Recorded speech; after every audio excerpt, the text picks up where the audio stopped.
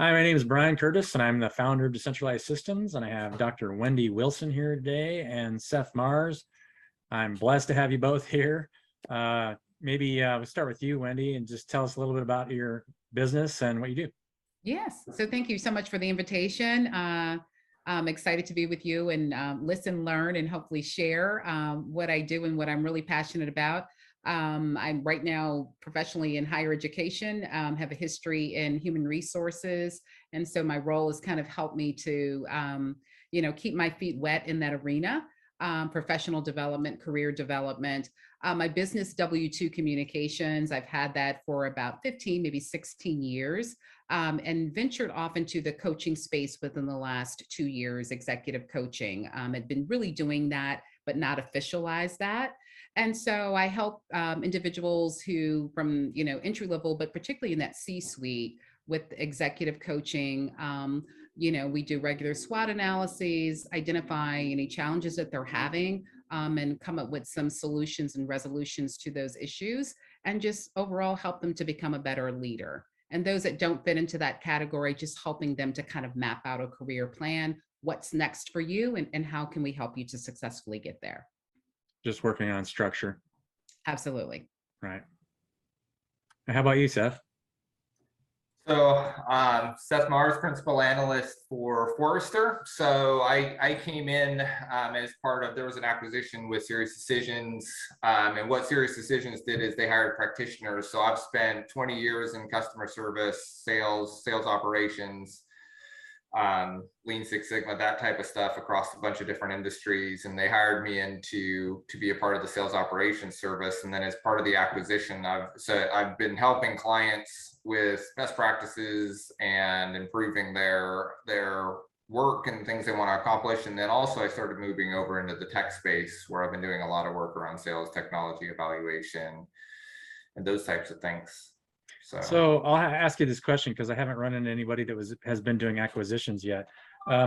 Has acquisitions changed a lot in the last 12 months? Because I know there's a lot of companies that are, I think in the last month or two I've read, and then it's just feedback that I've gotten from some consultants and coaches, that companies are retracting a little bit and starting to pull in assets and even lay people off because there's, the future is a little bit uncertain right now because they don't know what inflation is going to cause, in the next 6 months. What does the acquisition market look like? It was shockingly fast. So we do a lot of evaluation on funding with vendors. We talk to a lot of vendors working on funding rounds and working to go into IPO. And beginning of the year, it was booming. And at the end of last year, it was booming. And within 2 months, it just completely dried up. You started seeing companies change their approach. All of a sudden, they're starting to focus on profits again instead of driving revenue and all sorts of stuff. So it's been pretty significant in the sales tech space in the areas that I've been looking at. And then they're all starting to trim back. And I think a large portion of those layoffs that are happening are these companies that didn't care about margin, that are now being forced to care about it because of their investors. So they're going, wait, I can't just spend as much money as I don't have unlimited capital anymore that I can go get.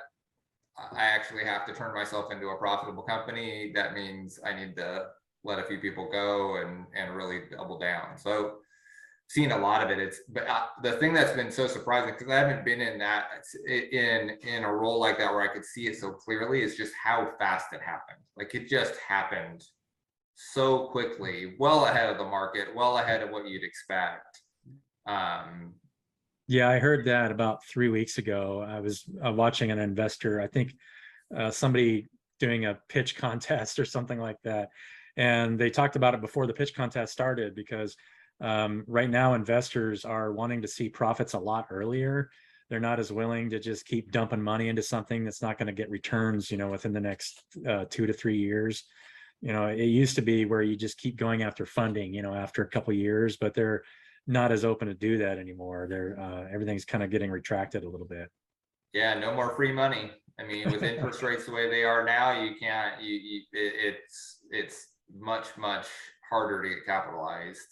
Right. There's still tons of money out there to capitalize, but a lot of these companies are like, nope, I need to see better from you now before I put that in, because I can put it into other funds if I don't believe. Right. You're going to give me what I need. So what about you, Wendy? What changes have you seen in the last 2 to 6 months, with maybe your clients? Anything specific? Yeah, well, just what has been interesting, I've been seeing this trend is that it's do more with less. So they're trying to figure out how to manage that, and then how that also aligns with various skill sets. And so you want people to come to the table with more knowledge, with more expertise, with more experience and background. And unfortunately now organizations are realizing, because that training piece always gets placed at the lower rung, it's just not always a priority. And so what I'm having to share with a lot of my clients is that that statement about when people show you who they are, then believe them. And not that it's solely the company's or the organization's responsibility to develop you professionally, but think like an organization, and that you're going to have those ebbs and flows. Things will change. And so when you find yourself in a financial climate that we're in right now as a country, how are you going to be able to respond? Now, of course, you don't want to be overworked by your employer, but it also says that I'm willing to adjust. I'm mindful of what the circumstances or the conditions are. And so I can respond accordingly. If it doesn't work there, I think Seth kind of alluded to this as well, then are you marketable enough that you can go somewhere else and apply a different skill set or acumen that you have? So it's you are able to contribute to the organization as they change, but then you have to also make some changes. And are you prepared to do so? Right. Yeah, I actually saw something recently. Somebody gave a webinar on there's less and less employers going after just college graduates, right? They're just looking for more people that have experience in certain areas. A really good friend of mine who has a doctorate in chemistry, he went to work for a solar plant. And he found that when he went to work there, he figured he'd be working with other engineers, and he found out that none of them were engineers. Yeah. They were all people that were self-trained, that figured out how to do the process, that actually knew way more about it than he did. And he was really surprised because these were very well knowledgeable people. They just had a background, a certain tech background, and could sell themselves in that background. So yeah, I think you're right. I always talk about how investing in people is more important than anything, right? And if you have people that you can hire on that have that same mindset, that want to invest in the people in that company, obviously that's the best way possible forward. Absolutely. Your employees, it's about how people are treated in the workplace. And that can sound so cliche. But then when you start looking at those organizations that have high attrition rates, and I know we keep hearing about it, but the great resignation, and we certainly know that COVID has, turned the world upside down on so many different levels. But then you also have to just look at the fundamentals. And so people want to work in an environment where they understand that the economy is going to change. But you are now saying the bottom line has been impacted. We get that part. And I'm willing to work with you, because people want stability and some consistency. But coupled with that is they want to be valued, they want to be treated well. And so when you start looking at those organizations where there's high turnover, you can't people, it's time to look at the culture and how you're engaging with their employees. Yeah, I totally agree. And I think, the business actually will run more efficiently and be a lot more successful as long as you focus on those relationships and making sure that communication is traveling better. Without that, you just have a breakdown. Yes. Yeah. So how big is the company that you work for, Seth? Forrester's, over 1,000 people. So we do research. It's, I think, last I checked, $400 or $500 million. So I would say we compete in the same area as Gardner and some of the other research areas. And so one of the top research firms, but yeah, in that range, around 500 million, couple thousand employees, more than a couple thousand employees. So it's a pretty big business. And you say you're in Chicago? I'm in Dublin, Ohio. Ohio, that's right. Okay. Sorry. I knew Yeah, you were, but I I work remember you saying remote, you're in so the that, Midwest somewhere. I was like, yeah, headquarters is in Boston, in Cambridge, Massachusetts. okay. Yeah. Everything is on the East Coast, right? All us single entrepreneurs are on the West Coast. Yeah. So what do you have any growth concerns? What kind of growth concerns have you seen in Forrester? Is it a pretty healthy business right now? I mean, I'm not trying to get too political, but I'm just curious to see how other businesses are doing. There's so many that are kind of pulling in. I like to hear if what maybe programs that Forrester has internally to promote, good, healthy relationships within the company, because there's a lot of different employee engagement software. There's I'm always curious to hear about what companies are doing internally to promote, healthy relationships within the business. Yeah, I mean, we're in a unique position. Like the way that our industry works is like I am the product for Forrester. So when I write, when I talk to clients, when I do events and different things, I'm what they're paying for. So if as Forrester, they've spent a significant amount of time trying to make sure that their employees are taken care of, happy. We've been on the top places to work for a while, because you kind of have to be, because you've got a lot of people that are working, a lot of industry experience. Usually we're talking with a lot of different clients, so are in fairly high demand. So Forrester spends a lot of time really working on that. We also do a lot of research around that, around the future of work, around how companies can and should evolve to be able to keep and retain employees. And we get to see it. So I see it pretty often with some of the, Wendy, some of the things you were talking about around retention and people leaving, and how important it is to have a philosophy and have fundamentals and to take care of an employee beyond just their paycheck, especially in these times. Like there's these ebbs and flows where money's coming in and going out. And sometimes you can get lured away for a lot more money. But if you set that foundation where you create a good environment, a really good environment to work, the chances of you're going to lose a lot less people in these kind of ebbs and flows. Like we were seeing some really crazy stuff. These companies getting funding rounds were just buying resources at rates that were ridiculous, but they're also now laying off those resources at the same pace because they're well beyond market. Right. So good fundamentals where you take care of your people and pay them fairly goes a lot longer and is much better for the long term than just trying to buy talent. Oh, absolutely. And if I may kind of expound on what Seth just shared, to that point about that philosophy, it's also, it's that daily practice. It's those behaviors, and I've talked to clients, and it's more than just, hey, come into the massage room, or we're going to give you a gift certificate to go to the spa. It's about how we interact on a daily basis. Am I being heard? Is basic civility being practiced on a daily basis? The leadership, they don't speak, or I feel invisible. And the only time that I know you tend to know my name or want me to be involved is in a moment of crisis. We've got to get these numbers up, or we've got to do this. And then I go back to being ignored or invisible. And so you said, it's, as Seth said, or we've been, the running theme throughout this conversation is, it's just basic how you treat people, treat them well. Yeah. And it's all personal development. Because if I look at my past, I can see things when I wasn't listening as well, or maybe I was just talking and not listening, or I was listening, but I wasn't giving enough input, right? I mean, it goes both ways. You got to make sure that you're voicing your concerns, or your concerns aren't going to be met. And then, vice versa. You really have to hear people. It's just like living at home and family, right? If you're not supporting each other just the way that you need to be supported, you want to bring that attitude to work, right?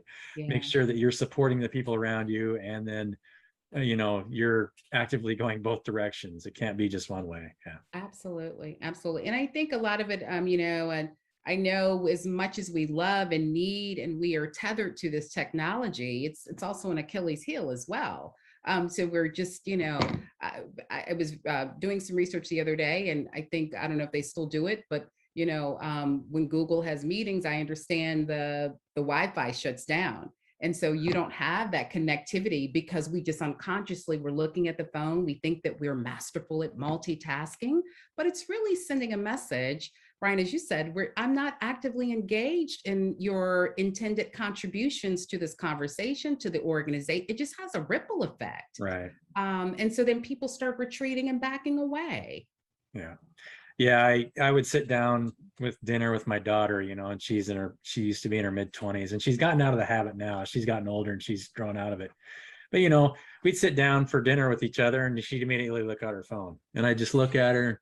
It's like, what are you doing? It's like, are we gonna have a conversation here? Right. Or is your phone more important? I mean, it does send a message, I mean, I think it is rude to sit down and just kind of start looking at you. It'd be like, I'm going to hold a podcast and then I'm going to, while you're talking, I'm going to sit there and just kind of go through my messages. Right. I mean, it would just, yeah. I mean, technology is taking us places, I think, that we wouldn't be able to go otherwise, but you really have to manage it. I mean, there is some management issues there, obviously.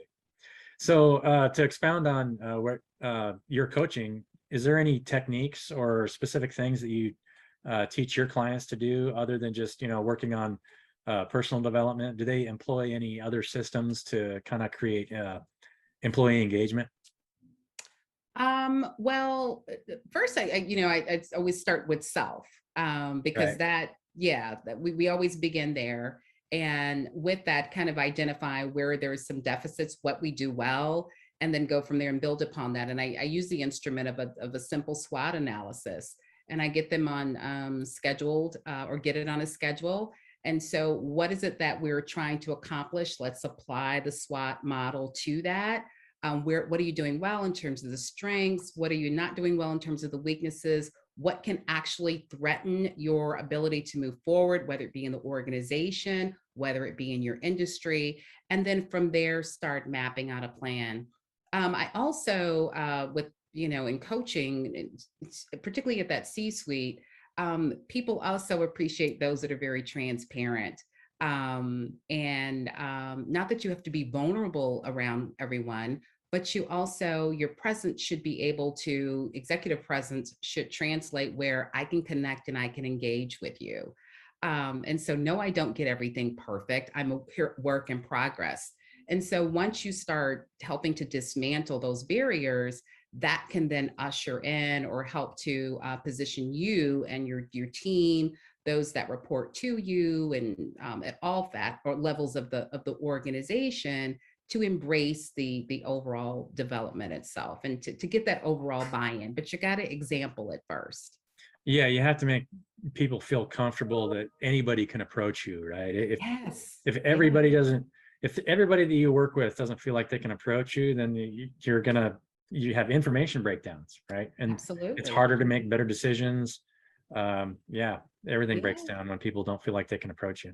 Absolutely. And then it's at putting that mirror in your face and having those really, deep conversations and acknowledging, hey, I've got some things that I need to work on, and then taking those steps, to do that. Yeah, that emotional intelligence piece, that's huge. I feel like you're talking to me directly. I always am reminded of things that I need to work on. So I'm going to ask each of you one more question. I like to hear at least one story on every podcast. I'm going to ask, just, think about it. Maybe your favorite story. It doesn't have to be business related, but I like hearing growth stories. Maybe something that really made you feel good. You helped somebody, and they came back to you years later.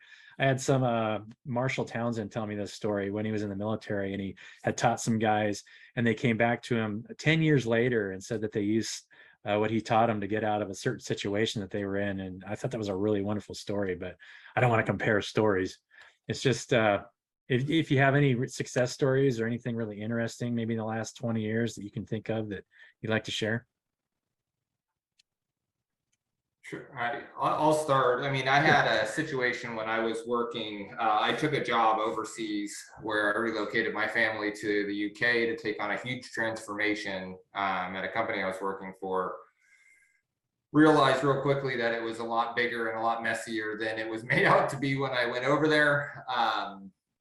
And really had to take a look at the situation and double down. And it's one of the first times as a leader that I realized that, I mean, being earlier in my career, that it was a project I couldn't do on my own. And there is no way out of this. The only possible way to make it successful would be to rally the people around and have them help me do it and basically give up control. So work through that transformation, work through it with this big group of people. We were basically relocating a team from distributed across Europe into a centralized team in the UK. And it was incredibly difficult, incredibly hard to get done.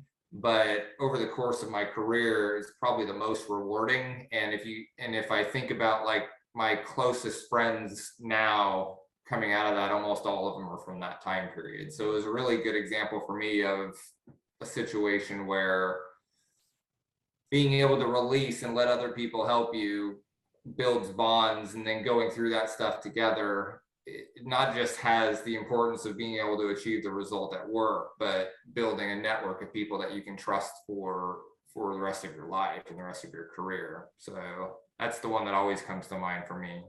Yeah, that's a great story and a It great is. example, because I have to constantly remind myself, there's no way I can do everything. I need to rely on as many people as I can. I'm sure you learned a lot from that one, though. Oh yeah. Yeah.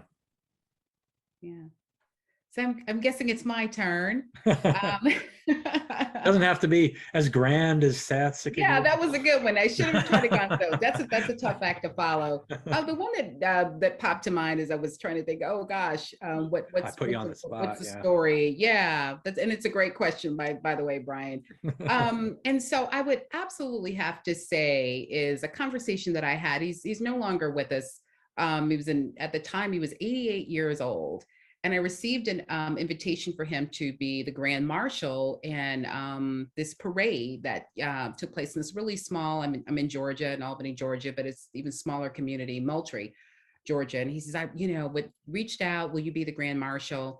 And you want me to be the Grand Marshal? And he said, yeah. So during the conversation, he said, you have introduced me to a world that I never thought that I would see. And I said, well, how so?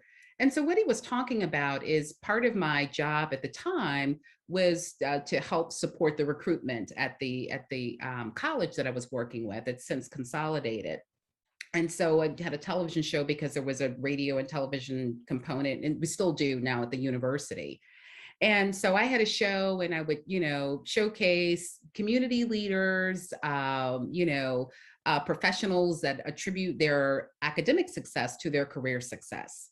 And I will not, when he told me why he had made that decision or made the recommendation, he says, because you've introduced me. He said, never in my life have I seen professionals from different sectors of society who look like me. And so it's a part of that representation really does matter. He said, and so it's so gratifying to know that young people are in industries across this country doing very well, products of a college education, but come from small towns, come from humble beginnings like I did. I never would have otherwise seen that because of the community that I live in, which is marginalized in many respects. He said, but you put that on a platform where this community, Southwest Georgia, can see. And I was always struck by that. And it also said to me that whether you think people aren't watching you, they really are. Right. And they're taking copious notes, whether you're getting it right or whether you're getting it wrong too. So that's my story that I love to share. I was honored that he shared that with me because I had not grappled. I'm just performing a task and was enjoying doing it. But when he said that, wow, yeah. So imagine. Yeah, I'm sure that was a grateful experience too, especially oh for my somebody gosh. that old. Yes. So that's my story. Awesome. Awesome. Yeah. Well, thanks a bunch I've been blessed to have both of you here today. And, hopefully I'll probably reach out to you and follow up, see how things are going in the future. Love to hear about your careers and how you're doing. Good deal. Great. Thank you Yeah, for the thanks. invitation, Brian. Seth, it was great meeting you. Great meeting you too, Wendy. Thank you very much, Brian. All right, thanks. Okay. Hi, guys. Alrighty. Bye-bye.